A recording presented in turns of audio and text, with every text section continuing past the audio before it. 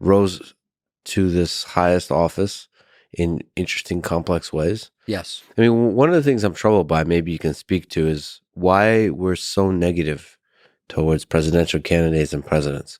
Why it's just they go through this shitstorm no matter who they are. Yeah. They're like hated. Like all the conspiracy theories and just the dynamics of how we talk about them is vicious. If you just look at replies to even Barack Obama on Twitter, it's like, what is going on here? Why? Like, because we look at other leaders in other spaces, and we're generally positive about it. Yeah. There's a couple different things. There's this dynamic, which is really unfortunate, which is you ask people, do you approve of the job a particular president is doing?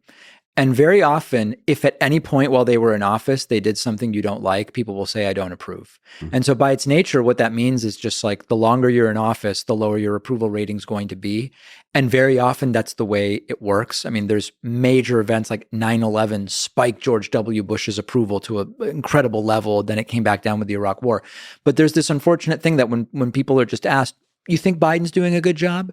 If 4 months ago, Biden did something on healthcare that somebody didn't like, even if you like most of it, a lot of people from that point forward will say, I don't approve. They might still vote for him because they like him better than the alternative or whatever.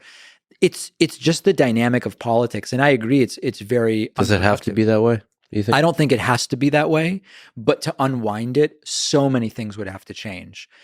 I think our election system is part of why politics is the way it is, where you have two choices and it's first past the post, and we have this electoral college so that depending on which state you vote in, the kind of meaning and significance of your vote is different. If you vote in Montana, it's the Republican candidate's going to win, and that changes the dynamics. I think that's part of it.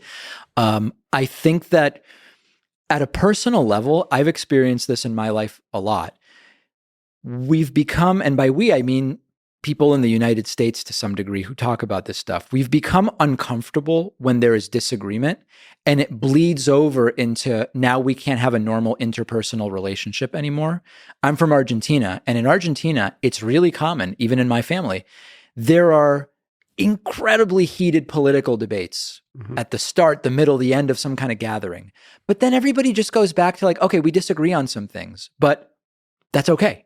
And we can now go and, finish cooking the beef or whatever it is that we're doing. And I experienced this even with people who come up